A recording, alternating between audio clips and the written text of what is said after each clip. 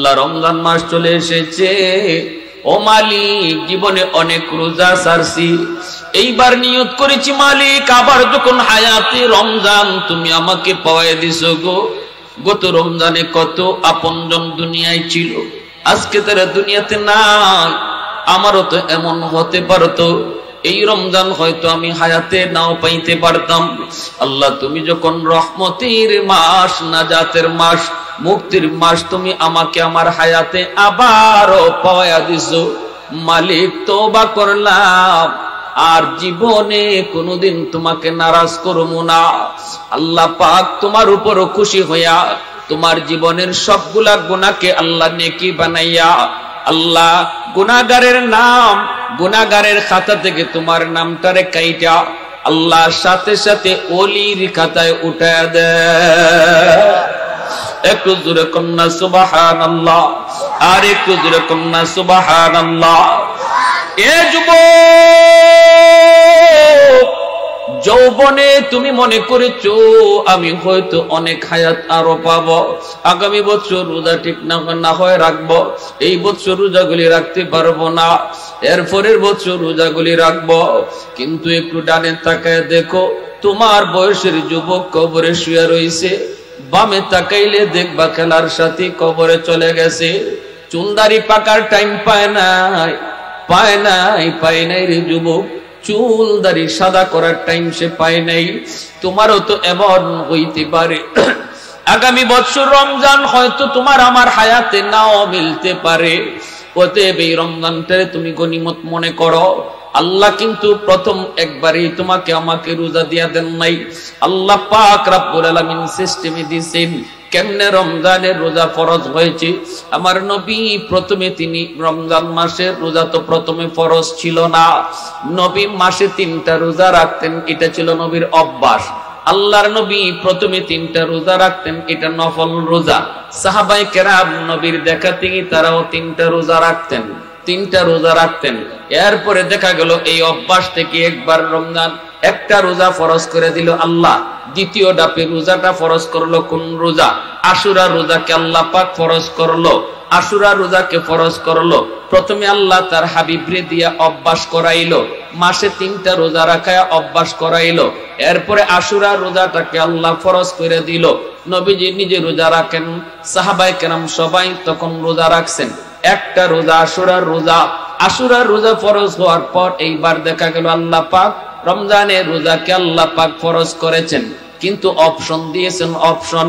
তৃতীয় ধাপে আল্লাহ পাক সবার উপরে ফরজ করেন নাই, আল্লাহ পাক অপশন দিয়া বলেছেন তোমাদের ভিতরে যারা ধনী তারা যদি চায় গরিবকে খানা খাওয়াইয়া রোজা রাখতো না, তাহলে এটাও পারবো, গরিবরে খানা খাওয়াইয়া রোজা না রাখলেও রোজা হয়ে যাইব। এই অপশনটা আল্লাহ তৃতীয় স্তরে দিলেন। এরপরে আল্লাহ পাক এই কথাও বললেন কিন্তু গরিবরে না খাওয়াইয়া ধনীরা যদি রোজা রাখে এটা অনেক তার জন্য ভালো, উৎসাহ দিলেন রোজা রাখার, উৎসাহ দিলেন রোজা রাখার। আমি বিস্তারিত আয়াত সহ বইলে আমি আপনাদেরকে সময় এদিকে নিতেছি না, সামনে হলো আমার উদ্দেশ্য।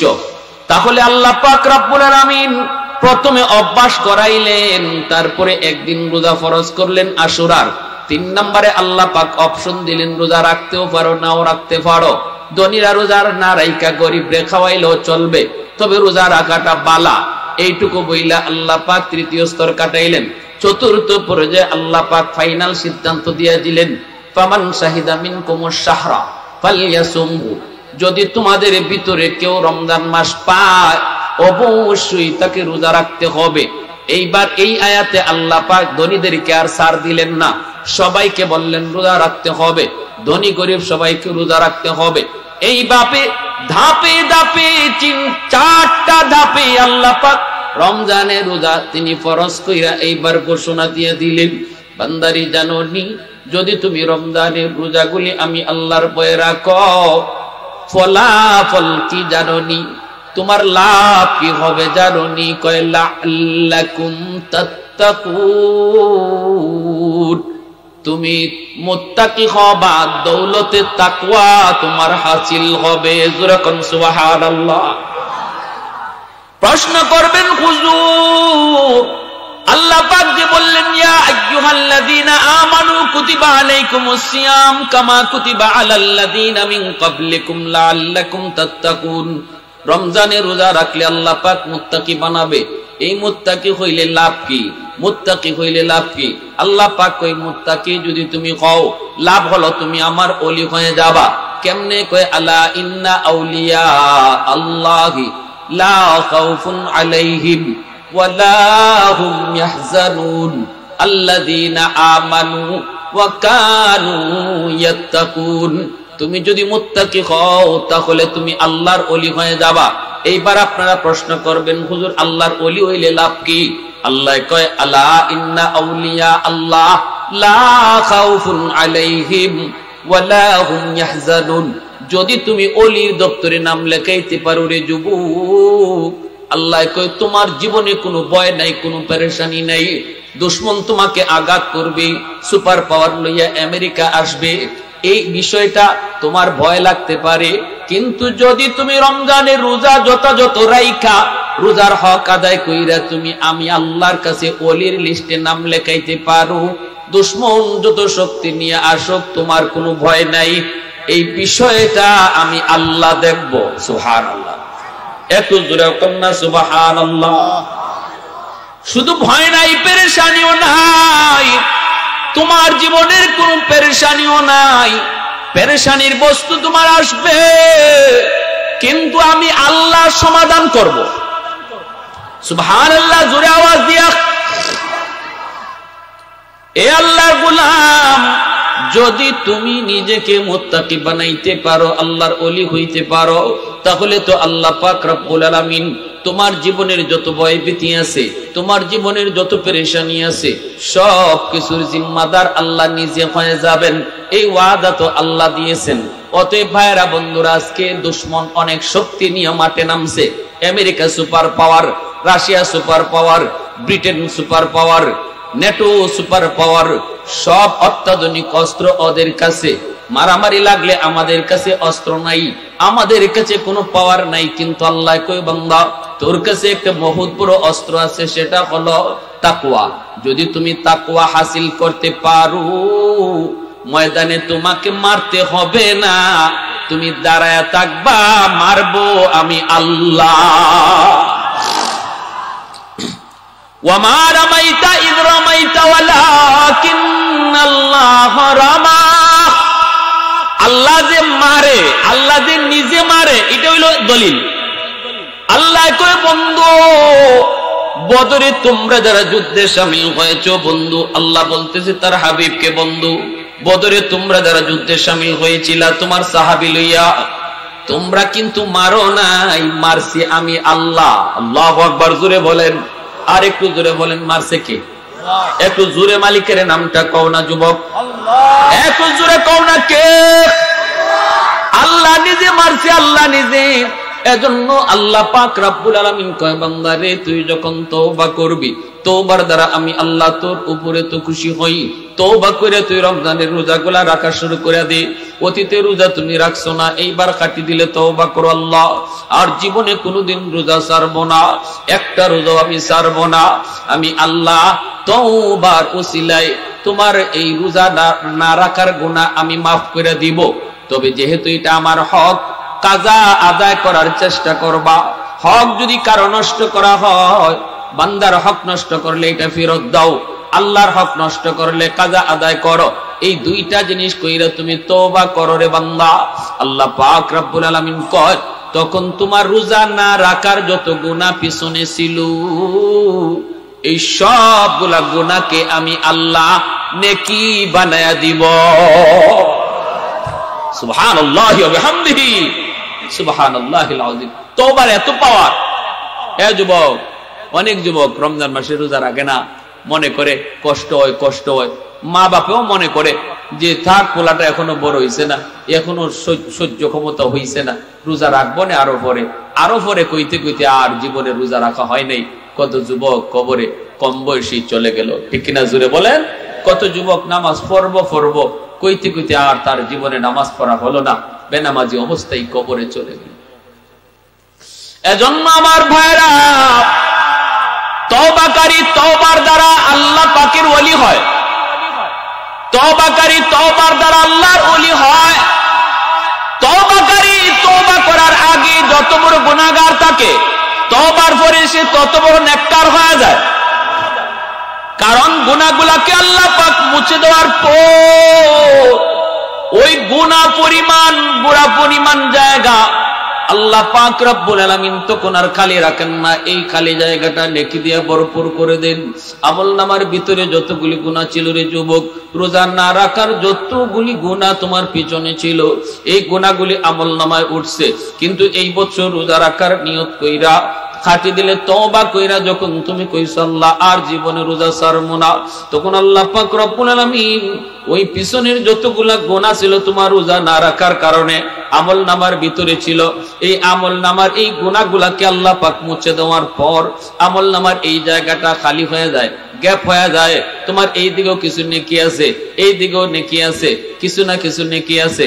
গুনাহগুলা আল্লাহ পাক রব্বুল আলামিন মুছে দেওয়ার কারণে এই জায়গাটা খালি, এই জায়গাটা গ্যাপ। আল্লাহ পাক ওই গ্যাপটা আর গ্যাপ রাখেন না, আল্লাহ নিজের পক্ষ থেকে এই গ্যাপটা নেকি দিয়া পূরণ করে দেয়। কারণ হলো দুনিয়ার জগতেও আমরা দেখি, কেউ যদি ভালো রেজাল্ট করে, ভালো ফলাফল করে, মেট্রিক পরীক্ষায় যদি গোল্ডেন এ প্লাস পায়, পরীক্ষায় যদি জিপিএ 5 পায়, তখন আনন্দে একজন আরেকজনকে যায় তার রেজাল্ট দেখায়, বন্ধুকে যায় কই দোস্ত এই যে দেখ আমি গোল্ডেন এ প্লাস পেয়েছি, চাচা দেখো আমি গোল্ডেন এ প্লাস পেয়েছি, ভাইয়া দেখো আমি গোল্ডেন এ প্লাস পেয়েছি, আম্মু দেখো আমি গোল্ডেন এ প্লাস পেয়েছি। এইভাবে সে তার এরকম রেজাল্টটা দেখায়, সবাই তার রেজাল্ট গুলা দেখা আনন্দিত হয়, খুশি হয়।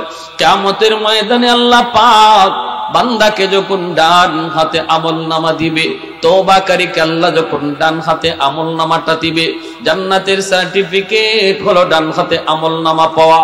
এই ডান হাতে যারা আমলনামা পায়, সেও আমলনামা পাইয়া বন্ধু বান্ধবকে তখন খুঁজবে, ডানে বামে তাকাবে আর বলবে দোস্ত এই যে দেখ আল্লাহ আমাকে ডান হাতে আমলনামা দিছে, আমাকে জান্নাতের সার্টিফিকেট আল্লাহ দিয়ে দিছে।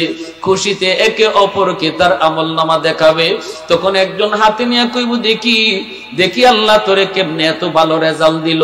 তখন খুইলা দেখবে হায় হায় হায় হায়, এই তো দেখা যায় এই দিকে তোর নেকি, ওই দিকে তোর নেকি, এই খালি জায়গাটা কেন রে, এই খালি কেন, এই জায়গাটা খালি কেন, এখানে লেখা নাই কেন?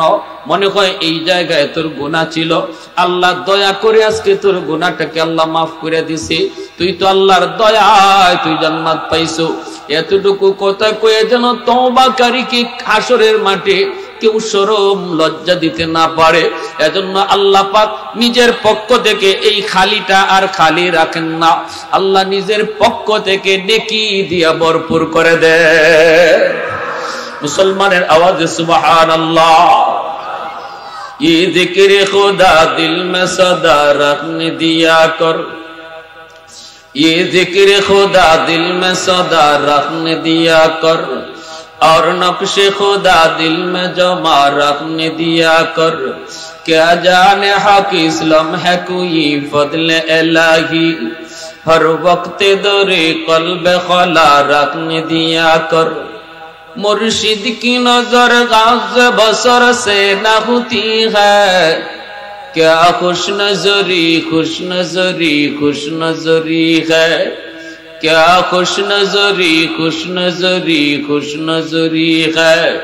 दिल तोड़ के दिल जोड़ दिया सबका खुदा से, क्या दिल शिकानी दिल शिकानी दिल शिकानी है, क्या दिल शिकानी दिल शिकानी दिल शिकानी है। मोहब्बतेर साथे आवाज दिया बोलेन अल्लाहु আকবার, আরো জোরে আল্লাহু আকবার। তাহলে তওবা কইরা এই বছর থেকে আর কোনোদিন রোজা ছাড়বো না, রোজা রাখবো। এই রকম তওবা কইরা রোজা রাখার ইচ্ছা কার কার আছে একটু হাত তুলে আল্লাহকে দেখাও। আল্লাহ তুমি কবুল করো, জোরে কোন আমিন। প্রতিটা যুবক, এ যুবক 7 বছর 8 বছর তোমার হয়েছে রে বাবা, এ বালক এই বয়সেও তুমি রোজা রাখার অভ্যাস শুরু করে দাও। 10 বছর হয়ে গেলে পরে আর রোজা ভাঙবা না। 12 বছর হয়ে গেলে পরে আর রোজা ভাঙবা না। যখন থেকে তুমি বালেগ তখন থেকেই তোমার উপর রমজানের রোজা ফরজ। এজন্য বাপ মা শিশুকাল থেকে রোজা রাখার অভ্যাস করাও। শিশু বাচ্চাকে যতটুকু পারে এতটুকু রোজা রাখার অভ্যাস করাও। কারণ আমার ভাইরা, নবী বলেন রমজান মাস পাওয়ার পরেও যে জীবনের গুনাহ মাফ করাইতে পারলো না, তার মতো হতভাগা আল্লাহর জমিনে আর কেউ নাই। এত দুর্ভাগা, এত হতভাগা আল্লাহর জমিনে আর কেউ নাই যে রোজা হায়াতে পাইল অথচ গুনাহ মাফ করাইতে পারলো না। এজন্যই আল্লাহ নবী, রহমতের নবী, রজব মাস ঢোকা মাত্রই নবী বলতেন, আল্লাহ ও মালিক, মরণ তুমি রোজার আগে দিও না। আল্লাহ রমজান মাসের আগে তুমি মরণ দিও না। রমজান আমার খুব কাছাকাছি চলে আসছে। আল্লাহুম্মা বারিক লানা ফি রজব ওয়া শাবান ওয়া বাল্লিগনা রমাদান ওয়া বাল্লিগনা রমাদান। আল্লাহ, আর মাত্র কয়টা দিন রমজান বাকি, যেই মাস পাইলে পড়ে তোমার রহমতের সবগুলি দরজা তুমি খুলে দাও। আল্লাহ, এই মাসটার মাত্র কয়েকটা দিন বাকি, জানি না আমাদের ভিতরে এই কয়েকদিনের ভিতরে আবার কার হায়াত জানি নাই। এজন্য নবী ভিক্ষা চাইতেন, আল্লাহ তোমার কাছে হায়াত ভিক্ষা চাই। সুবহানাল্লাহ, জোরে বলো। ও মালিক, হায়াত ভিক্ষা চাই গো আল্লাহ। রমজানের রোজা রাখার আগে তুমি আমাকে মত দিও না। আল্লাহ, যদি তুমি মত দেও রমজান মাসে তুমি আমাকে মরণ দিও। কারণ নবী বলেন রমজান মাসে যার মরণ হয়, রমজানের ইজ্জতের খাতিরে আল্লাহ তার কবরের আযাব মাফ করে দেয়। রমজানের ইজ্জতের খাতিরে আল্লাহ কবরের আযাব মাফ করে দেয়। ভাইরা বন্ধুরা, জন্য বলতেছিলাম রে ভাই, আমার নবী রহমতের নবী, এজন্য আল্লাহর কাছে চোখের পানি ফালাইয়া রোজার 2 মাস আগ থেকে আল্লাহর কাছে দোয়া করতেন, আল্লাহ রজব শাবানে তুমি বরকত দাও, আর রমজান পর্যন্ত হায়াত তুমি বাড়ায় দাও। সাহাবায়ে কেরাম বলেন, আমরা কাম করার আগে যেইভাবে কোমরে গামছা বাঁধি, রমজানের আগে মায়ার নবী তিনি ইবাদত করার জন্য যেন কোমরে গামছা বাঁধতেন। জোরে কোন সুবহানাল্লাহ। আর লম্বা লম্বা খুতবা দিতেন নবীজি সাহাবায়ে কেরামদেরকে নিয়ে। রমজান আসছে, রমজান আসছে, রহমতের মাস আসছে, গুনাহ মাফের মাস আসছে। ইউজাদু ফিহি রিজকুল মুমিন, যেই রমজানে আল্লাহ মুমিনের রিজিককে বাড়ায় দেয়। জোরে কোন সুবহানাল্লাহ। রমজান মাসে আল্লাহ মুমিনের রিজিক আল্লাহ বাড়ায় দেয়। নবী বলেন এজন্য এই রহমতের মাস, নাজাতের মাস, শাহরুল মুওয়াসাত। নবী বলেন এই মাসটা হলো সহমর্মিতার মাস, একজনের পরে আরেকজনের দরদ দেখাইবার মাস। এই মাসে কেউ কারো প্রতি কঠোর হইও না, দরদ দেখাইও। তুমি ধনী, তোমার ঘরে 5টা তরকারি, আরেকজনের ঘরে একটাও নাই, তুমি তার দিকে একটু মায়া দেখাইও। এই মাসটাই হলো দয়া মায়া দেখাইবার মাস। যেরকম সুবহানাল্লাহ, দয়া মায়া দেখাইবার মাস এই মাস। হযরত ওমর ফারুক রাদিয়াল্লাহু তাআলা আনহু আবু বকর সিদ্দিক রাদিয়াল্লাহু তাআলা আনহুর কাছে যাওয়া মাত্রই হযরত আবু বকর বলতেছেন, ভাই ওমর, আমি আবু বকরের মন বলে তোমার জিন্দেগির নেকি আমি আবু বকরের চেয়ে অনেক বেশি, আমার চেয়ে তোমার জীবনের নেকি বেশি। হযরত ওমর তখন বলতেছেন, ভাই সিদ্দিক, এটা আপনি কেমন ভাবে বললেন, কিভাবে বললেন, যুক্তি কি? আপনি হলেন উম্মতের ভিতরে সবচেয়ে বড়, আপনার স্থান হলো নবীর পরে আর উম্মতের উপরে, আপনি হলেন সবার উপরে নবীর নিচে, আমার জিন্দেগির নেকি আপনার চেয়ে বেশি হয় কেমনে, কোন যুক্তিতে? সিদ্দিকে আকবর বলতেছেন, ভাই ওমর, আমার কাছে কোনো যুক্তি নাই, তবে দলিল আছে। দলিল কোন দলিল? কয় দলিল হলো আল্লাহর কালামে, আল্লাহ পাক কোরআনের মধ্যে দলিল দিছে। দলিল ইল্লা মান তাবা ওয়া আমানা ওয়া আমিলা আমালান সালিহা ফাউলাইকা ইউবাদদিলুল্লাহু সাইয়্যাতিহিম হাসানাত।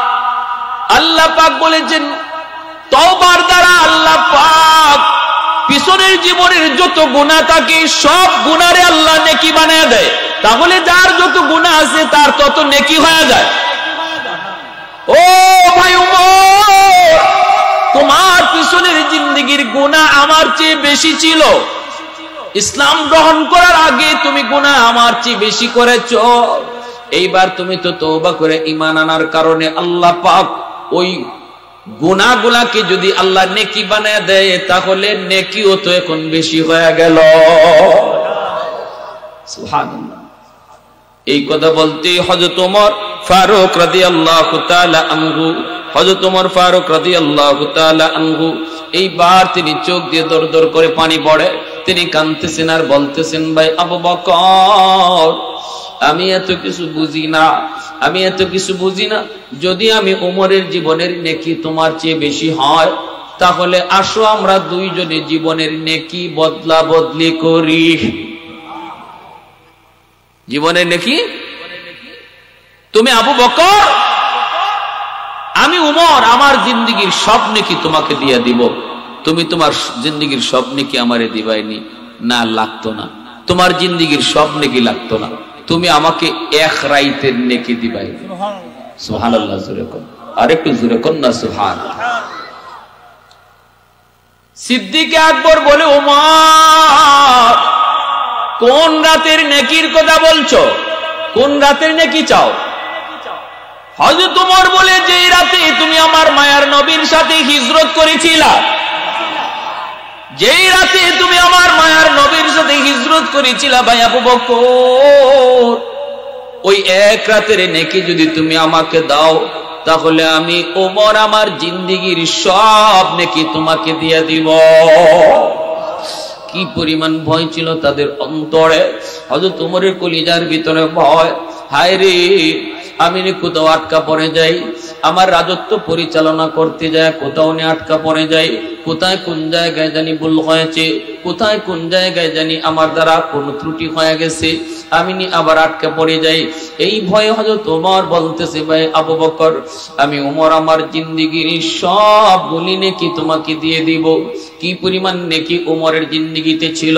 মায়ার নবী, দয়ার নবী একদিন আম্মাদান আয়েশা সিদ্দিকা রাদিয়াল্লাহু তাআলা আনহা তিনাকে নিয়ে চাঁদনি রাতে নবীজি বসা, হঠাৎ করে নবী বলতেছেন, আয়েশা দেখো আকাশে কি পরিমাণ তারা দেখা যায়, তারা গণতে পারবাইনি। আম্মাদান বলে, না গো নবী, তারা তো গণনা করা যায় না, তারা গণনা করা সম্ভব না। এবার নবী বলে, আয়েশা জানোনি, জানোনি আমার উম্মতের ভিতরে, আমার সাহাবীদের ভিতরে এমন একজন আছে যার নেকি আকাশের তারার চেয়েও বেশি। আকাশের তারা যদিও গণনা করা যায় কিন্তু আমার সাহাবীর নেকি গণনা করা যায় না। জানো সে কে? আম্মাজান বলে, ইয়া রাসূলুল্লাহ, না আমি জানি না, আপনি জানেন, আপনি কোন? নবী বলতেছে, আয়েশা আমি বলবো? বলে, জি বলেন। আম্মাজানের মনে মনে ধারণা যে রাসূল তো আমার আব্বার নামই কইব, কারণ আমার আব্বার থেকে এত নেকি আর কার? আম্মাজান আয়েশা সিদ্দিকা রাদিয়াল্লাহু তাআলা আনহার আব্বাকে হযরত আবু বকর সিদ্দিক রাদিয়াল্লাহু তাআলা আনহু, তো তিনি এত মর্যাদা, এত সম্মান ওনার, তো রাসূল তো ওনার আব্বার নামই কইব। কিন্তু রাসূল বলতেছে, জানো তারার চেয়েও নেকি বেশি হলো, তার নাম আমার সাহাবী ওমর ফারুক রাদিয়াল্লাহু আনহু। তাহলে বোঝা গেল হযরত ওমর রাদিয়াল্লাহু তাআলার নেকি কি পরিমাণ। আকাশের তারা গণনা করা যাবে, ওমরের নেকি গণনা করা যাবে না। আমাদের মনটা একটু খারাপ হয়ে গেছে। আল্লাহ, ভাবছিলাম আমার আব্বার নাম, রাসূল দেখে ওমরের নাম। রাসূল বলতেছে, আয়েশা একটু মনটা খারাপ হয়ে গেছে, আমি বুঝতেছি তোমার মনে মনে কি ইচ্ছা ছিল, তোমার আব্বার নামটা কইব। জানো নি তোমার আব্বার নেকি কি পরিমাণ? কইতাম নি? মনোযোগ আছে আপনাদের? যেই মাত্র হযরত ওমর কইছেন আমারে এক রাইতের নেকি দিবেননি, এবার শুনেন হযরত আবু বকরের জীবনের নেকি। আবু বকর সিদ্দিক রাদিয়াল্লাহু তাআলা আনহু বলতেছে, ভাই ওমর, ওই রাতে আমার কি পরিমাণ নেকি হয়েছে আমি আবু বকর নিজেও জানি না। তোমারে যে বদলাইতাম, আমার তো আগে বুঝতে হইব আমার নেকি কি পরিমাণ আছে, নাইলে ঠগি না জিতি এটা কেমনে বুঝি? আগে নিজেরটা তো বুঝি। চলো আমরা নবীর কাছে যাই, আল্লাহ নবীকে যেই জিগাই, নবী গো হিজরতের রাতে আমার নেকি কি পরিমাণ হইছে? নবী কয়, কেন? কারণ ওমর তার জিন্দেগীর নেকি আমাকে দিতে চায়, বিনিময়ে আমাকে ওই হিজরতের রাতের নেকি ওমর নিতে চায়।